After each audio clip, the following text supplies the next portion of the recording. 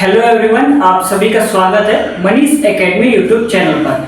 आज की इस क्लास में हम पढ़ने वाले हैं वायस। इसके पहले वाले क्लास में हम पढ़ रहे थे टेंस, और टेंस हमारा बिल्कुल कंप्लीट हो गया है, जिसमें मैंने प्रेजेंट और पास्ट और फ्यूचर के जो चारों पार्ट है उसको मैंने कंप्लीट करा दिया है। तो आप सभी एक बार देख लीजिएगा और जो अपना टॉपिक है टेंस उसको क्लियर कर लीजिएगा, क्योंकि आज हम जो पढ़ने वाले हैं वायस, इसमें बहुत ज्यादा प्रयोग होने वाला है टेंस का। जब तक आपका टेंस क्लियर नहीं रहेगा आपको वायस समझ में नहीं आने वाला है, ठीक है। क्योंकि कुछ भी यहाँ पे सेंटेंस लिख दिया जाएगा, आप उसे यदि पहचान नहीं पाते हैं कि कौन सा टेंस है, फिर आप पैसिव वॉइस में कैसे चेंज करेंगे, नहीं कर पाएंगे। तो इससे ज्यादा अच्छा है कि आप टेंस की क्लासेस को कंप्लीट कर लें, ठीक है। इसको आप देख रहे हैं तो देखिए, और इसको देखने के बाद क्या करिएगा, टेंस के एक एक क्लासेस को आप कंप्लीट कर लीजिएगा, जिसमें मैंने 22 से 23 क्लास में कंप्लीट करा दिया है, ठीक है। तो चलिए आज की इस क्लास को हम स्टार्ट करते हैं वायस, ठीक है। देखिए वायस आपकी दो प्रकार की होती है। कितने प्रकार की होती है? दो प्रकार की होती है। यानी अंग्रेजी भाषा में कितने प्रकार की होती है? दो प्रकार की। यहाँ लिख लेते हैं, अंग्रेजी भाषा में वायस कितने प्रकार की होती है? दो प्रकार की। अंग्रेजी भाषा में वायस आपकी कितने प्रकार की होती है? दो प्रकार की होती है, जिसमें पहला आपका क्या आता है? एक्टिव। क्या आता है? पहला आता है एक्टिव, दूसरा आपका होता है पैसिव। दूसरा क्या होता है? पैसिव। देखिए एक्टिव को हिंदी में बोलते हैं कृतवाच्य। क्या बोलते हैं? कृतवाच्य बोलते हैं। और पैसिव को बोलते हैं हम कर्मवाच्य। क्या बोलते हैं? कर्मवाच्य हम बोलते हैं। देखिए कुछ भी याद नहीं करना है, बिल्कुल आसानी से समझिए एक एक चीज को कि मैं आपको क्या बता रहा हूं, फिर आपको क्लास में ही अच्छे तरीके से समझ में आ जाएगा, ठीक है। कुछ भी रटने की आवश्यकता नहीं है, बिल्कुल आज नया चैप्टर स्टार्ट किया है तो ध्यान से इसको पढ़िए। वायस आपकी अंग्रेजी भाषा में दो प्रकार की होती है, पहला एक्टिव हो जाएगा, दूसरा पैसिव। एक्टिव का हिंदी कृतवाच्य होता है, पैसिव को बोलते हैं कर्मवाच्य, ठीक है। इतनी बात समझ में आ गई। देखिए एक्टिव में जो प्रधानता होती है ना, वो सब्जेक्ट की होती है। किसकी प्रधानता होती है? सब्जेक्ट की होती है। और पैसिव में किसकी प्रधानता होती है? तो ऑब्जेक्ट की होती है। किसकी होती है? ऑब्जेक्ट की। यहाँ लिख लेते हैं, इसमें आपकी प्रधानता किसकी होती है? इसमें प्रधानता होती है आपकी सब्जेक्ट की होती है, और इसमें आपकी प्रधानता हो जाएगी, किसकी हो जाएगी? ऑब्जेक्ट की हो जाएगी। यहां तक क्लियर हो गया कि नहीं क्लियर हो गया? वायस आपकी दो प्रकार की होती है, पहला एक्टिव, दूसरा पैसिव। एक्टिव को हिंदी में बोलते हैं कृतवाच्य, जिसमें प्रधानता सब्जेक्ट की होती है, और पैसिव जिसको बोलते हैं कर्मवाच्य, इसमें प्रधानता होती है ऑब्जेक्ट की। यहां तक आपको क्लियर हो गया? ठीक है। अच्छा सर, आपके मन में यह आ रहा होगा कि सर बनाते कैसे हैं इसको एक्टिव से पैसिव में? तो इसका रूल होता है, देखिए ऑब्जेक्ट को हम सबसे पहले क्या सब्जेक्ट बनाएंगे, और सब्जेक्ट को हम ऑब्जेक्ट बना देते हैं, और ऑब्जेक्ट से पहले हम किसका प्रयोग करते हैं? तो बाय का प्रयोग करते हैं। यहाँ तक कुछ समझ में आया? चलिए लिख लेते हैं, फिर आपको क्लियर और समझ में आ जाएगा। तो लिखते हैं rule of active and passive voice. Active and passive voice. आप साथ में नोट्स बनाते रहिए, ठीक है। नोट्स यदि आप बनाते हैं तो और भी ज्यादा अच्छा रहेगा, एग्जाम आने से पहले आप आसानी से रिवीजन कर पाएंगे अपने नोट्स द्वारा। तो rules of active and passive voice, इसका रूल बताया कि ऑब्जेक्ट को हम सब्जेक्ट बनाते हैं, और सब्जेक्ट को ऑब्जेक्ट बना देते हैं, और ऑब्जेक्ट से पहले बाय का प्रयोग करते हैं। तो यहाँ पे लिखते हैं, एक्टिव से पैसिव बनाते समय, एक्टिव से पैसिव बनाते समय ऑब्जेक्ट को क्या करते हैं? सब्जेक्ट तथा सब्जेक्ट को ऑब्जेक्ट के स्थान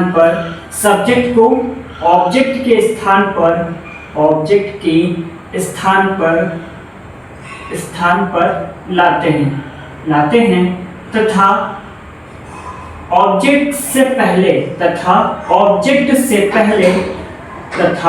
ऑब्जेक्ट से पहले प्रायः किसका प्रयोग करते हैं? बाय का प्रयोग करते हैं। कुछ यहाँ तक समझ में आया कि नहीं आया? एक्टिव से पैसिव बनाते समय क्या करेंगे, ऑब्जेक्ट को हम किसमें, सब्जेक्ट में परिवर्तित कर देंगे तथा सब्जेक्ट को हम ऑब्जेक्ट में परिवर्तित कर देंगे। और क्या करेंगे, ऑब्जेक्ट से पहले हम किसका प्रयोग करेंगे, बाय का प्रयोग करेंगे। यानी जहां जहां पर मैंने सर्कल बनाया है काफी ज्यादा इंपॉर्टेंट है।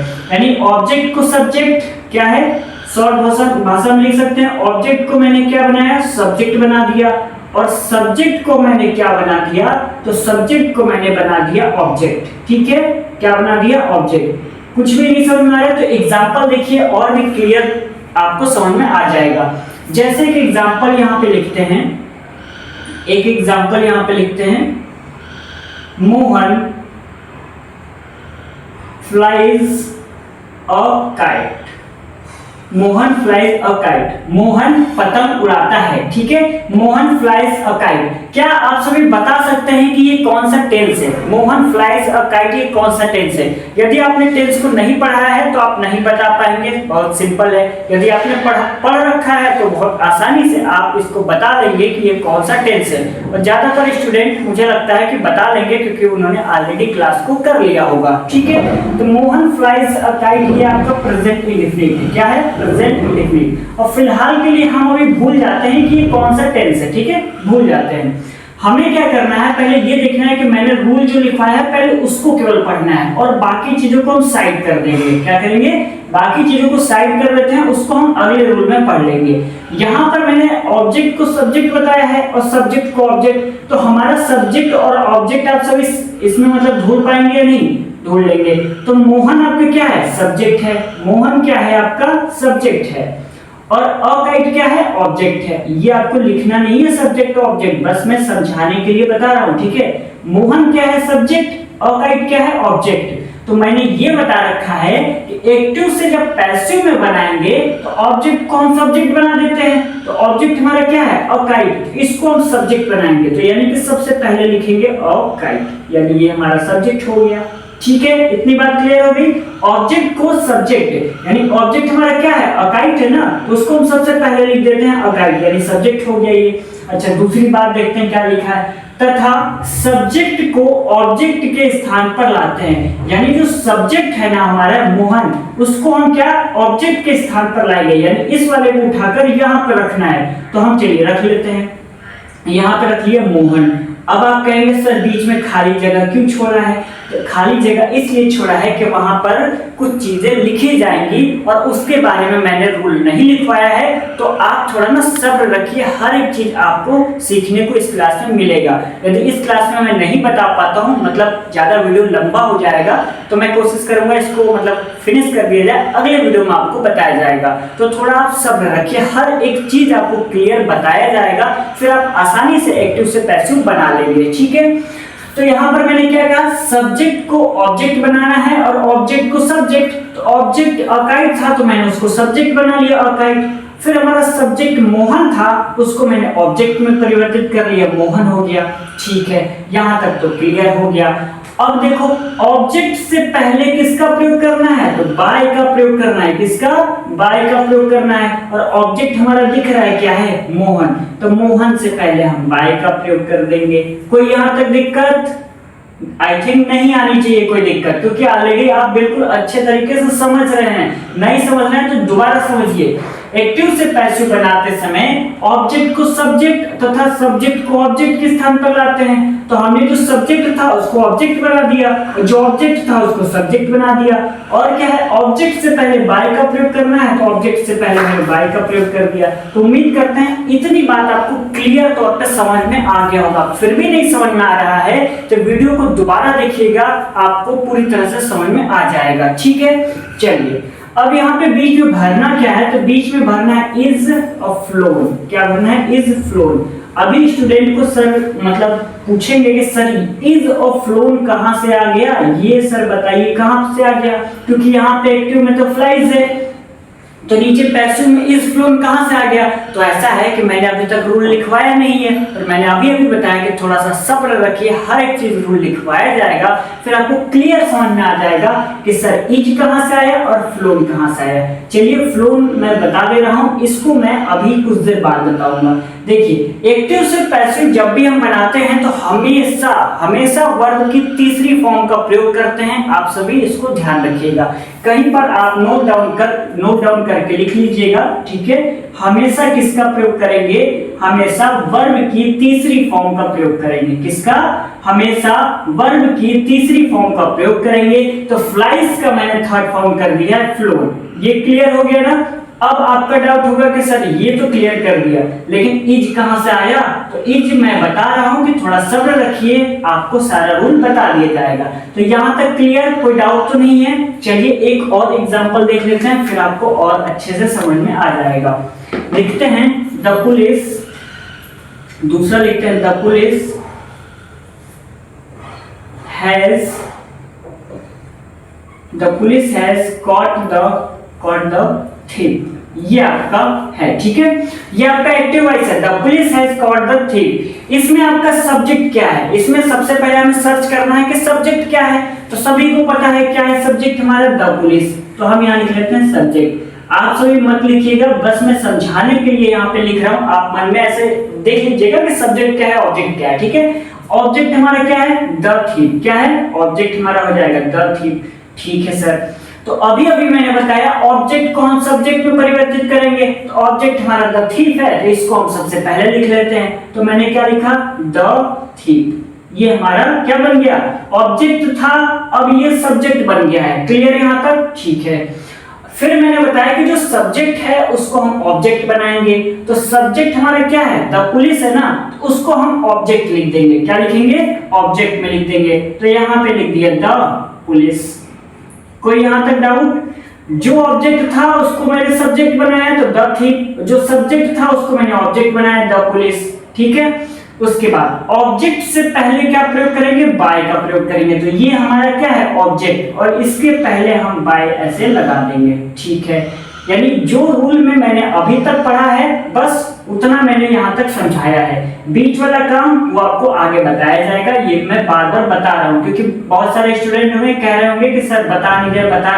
तो ऐसा है, उसको बता दिया जाएगा। तो लिखेंगे द thief, उसके बाद में क्या लगेगा, हैज बीन लगेगा, हैज बीन लगेगा। और कॉट की थर्ड फॉर्म क्या होती है, तो कॉट की थर्ड फॉर्म होती है कॉट। क्या होती है, कॉट ही होती है। तो यहां तक क्लियर हो गया। The thief has been caught by the police. यानी ये आपका कौन सा, एक्टिव वॉइस था, और ये आपका क्या था, पैसिव वॉइस था। तो उम्मीद करते हैं यहां तक आपको क्लियर समझ में आ गया होगा, ठीक है।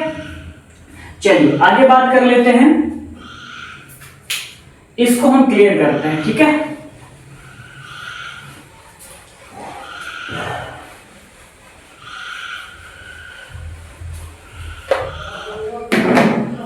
हमें दूसरा रूल लिखना है, ये पहला रूल था।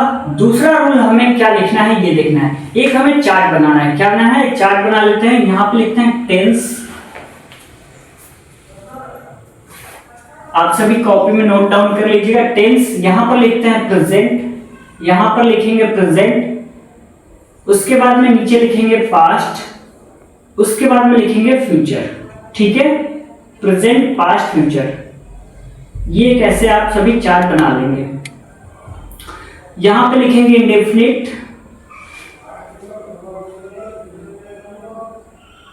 दूसरे नंबर पे आएगा कंटिन्यूअस, तीसरे नंबर पे आएगा परफेक्ट, चौथे पर आएगा आपका परफेक्ट कंटिन्यूअस। क्या आएगा, परफेक्ट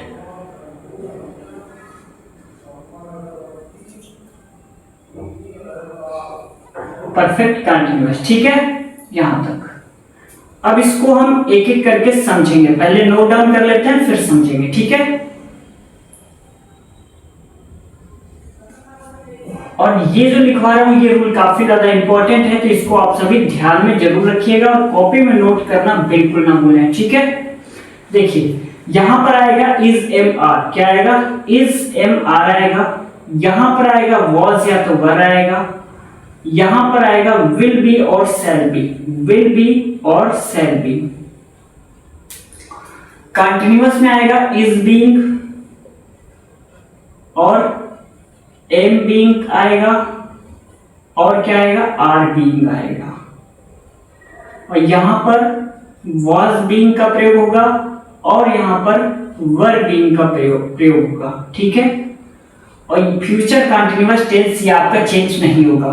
प्रेजेंट परफेक्ट की बात करें तो हैज बीन और हैव बीन आएगा, ठीक है। और पास्ट परफेक्ट की बात करें तो हैड बीन आएगा और फ्यूचर परफेक्ट की बात करें तो आएगा विल हैव बीन आएगा, विल हैव बीन और क्या आएगा शैल हैव बीन आएगा।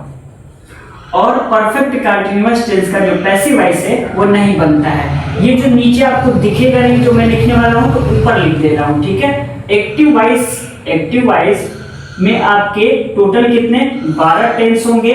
जब इनका हम पैसिव वॉइस बनाएंगे, क्या बनाएंगे पैसिव वॉइस बनाएंगे तो टोटल 8 टेंस का ही पैसिव वॉइस बनेगा, ठीक है। यहां तक क्लियर है। जब हम एक्टिव वॉइस की बात करेंगे तो 12 टेंस हो जाएंगे और जब उनका पैसिव वॉइस बनाएंगे तो केवल 8 टेंसेस के ही पैसिव वॉइस बनेंगे। अब आप कहेंगे कि सर ये जो चार्ट बना हुआ है ना इसका मतलब समझा दीजिए, क्योंकि जो चार्ट बना हुआ है ये काफी ज्यादा इंपॉर्टेंट है और ये काफी बड़ा रोल आपका जो है अदा करता है क्या एक्टिव से पैसिव बनाने में। और टेंस यदि आपका क्लियर नहीं है तब तो और भी बिल्कुल समझ में नहीं आएगा, तो इसलिए टेंस को पहले पढ़ लीजिए। देखिए यदि आपका प्रेजेंट इंडेफिनिट टेंस में कोई एक्टिव वॉइस दिया हुआ है, क्या है प्रेजेंट इंडेफिनिट में कोई आपका एक्टिव वॉइस दिया हुआ है तो उसका जब हम पैसिव वॉइस में बनाएंगे ना तो इज एम आर का प्रयोग करेंगे। जैसे हमने लिखा था अभी, क्या लिखा था मोहन, ऊपर देख लीजिएगा पीछे जगह नहीं है, मोहन फ्लाइज अ काइट।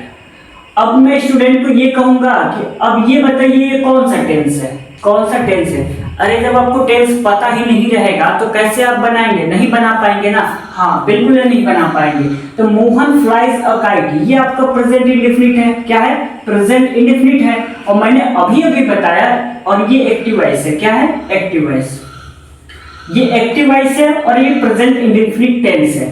तो मैंने अभी अभी क्या बताया कि यदि आपका एक्टिव वॉइस प्रेजेंट इंडेफिनिट में रहेगा तो जब हम पैसिव वॉइस में बनाएंगे तो इज एम आर का प्रयोग करेंगे। किसका प्रयोग करेंगे, इज एम आर का प्रयोग करेंगे। अभी आपने कॉपी में नोट डाउन किया होगा मैंने क्या बनाया था, पैसिव वॉइस यही तो बनाया था, a kite is flown by Mohan, यही तो मैंने बनाया था ना, कॉपी में नोट डाउन किया है तो देख लीजिए क्या बनाया था, a kite is flown by Mohan. चलिए फिर से समझ लेते हैं। ऑब्जेक्ट को मैंने सब्जेक्ट बना दिया अ काइट, ठीक है, और सब्जेक्ट को मैंने ऑब्जेक्ट बना दिया मोहन, और मोहन से पहले मैंने बाई का प्रयोग कर दिया क्योंकि ऑब्जेक्ट से पहले बाई का प्रयोग करते हैं तो क्लियर बाई का प्रयोग हो गया, ठीक है। और मैंने बताया था ना कि इज कहां से आएगा, तो इज यहां आएगा कि ये प्रेजेंट इंडेफिनिट टेंस है, क्या है प्रेजेंट इंडेफिनिट टेंस है। और जब भी आपका active voice present indefinite tense में रहेगा तो पैसिव वॉइस बनाते समय या तो इज का प्रयोग करेंगे या तो एम का या तो आर का,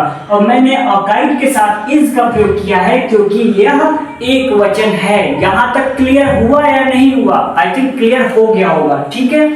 तो इज हो गया। अब आपको डाउट होगा फ्लोन कहां से आएगा, तो मैंने फ्लोन बता दिया था कि पैसिव वॉइस बनाते समय हमेशा वर्ब की तीसरी फॉर्म का प्रयोग करेंगे। हमेशा किसके प्रयोग करेंगे, तो हमेशा वर्ब की तीसरी फॉर्म का प्रयोग करेंगे। यहां तक बिल्कुल क्लियर है ना कि जब भी आपका एक्टिव वॉइस प्रेजेंट इंडेफिनिट में रहेगा तो जब हम पैसिव वॉइस में चेंज करेंगे तो इज एम आर का प्रयोग करेंगे, और इज कब लगाएंगे, एम कब लगाएंगे और आर कब लगाएंगे सभी स्टूडेंट को पता होगा, नहीं पता तो बता देते हैं। इस एक वचन के लिए एम का प्रयोग वहां होता है जहां आई रहता है और आर का प्रयोग वहां होता है जहां पर बहुवचन होता है। तो क्लियर। चलिए दूसरा देख लेते हैं। यदि आपका एक्टिव वॉइस क्या है, पास्ट इंडेफिनिट में दिया हुआ है, किसमें दिया हुआ है, पास्ट इंडेफिनिट में दिया हुआ है, तो जब हम उसका पैसिव वॉइस में चेंज करेंगे तो वॉज या तो वर का प्रयोग करेंगे। किसका, वॉज या तो वर का प्रयोग करेंगे। और यदि आपका फ्यूचर इंडेफिनिट टेंस में दिया हुआ है एक्टिव वॉइस, जब उसको हम क्या पैसिव वॉइस में चेंज करेंगे तो विल बी और शैल बी का प्रयोग करेंगे, ठीक है। यहां तक समझ में आ गया होगा। तो आज की क्लास को हम यहीं पे खत्म करते हैं, क्योंकि यहाँ पर लाइट है नहीं तो थोड़ा सा दिक्कत हो रहा है। तो आज की इस क्लास को हम यहीं पर फिनिश करते हैं। कल की इस क्लास में मैं इस चार्ट को दोबारा बनाऊंगा और आपको एग्जांपल सहित समझाने की पूरी कोशिश करूंगा। ठीक है, यदि वीडियो आपको पसंद आया होगा तो प्लीज इस वीडियो को लाइक कर दीजिएगा। अपने दोस्तों में आप सभी इस वीडियो को शेयर कर सकते हैं। यदि आपको लगता है कि यह कंटेंट आपके लिए काफी ज्यादा अच्छा है तो आप सभी शेयर करिएगा। ठीक है, मिलते हैं कल की क्लास में, तब तक के लिए बहुत बहुत धन्यवाद।